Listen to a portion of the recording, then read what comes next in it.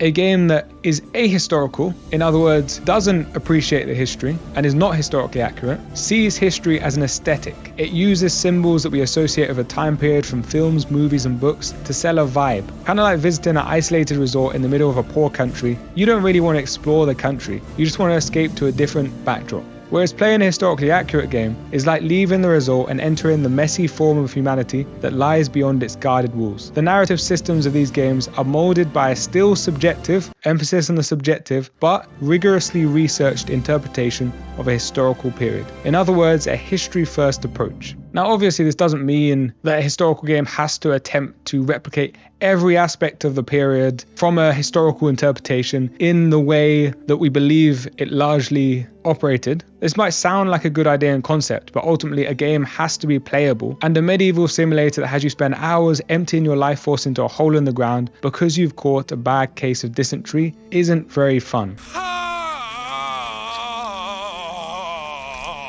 Well, depends what you're into. But even consciously veering away from authenticity can be justified insofar as the changes are achieved to better represent the feeling of the period and not just because the developers felt like changing things.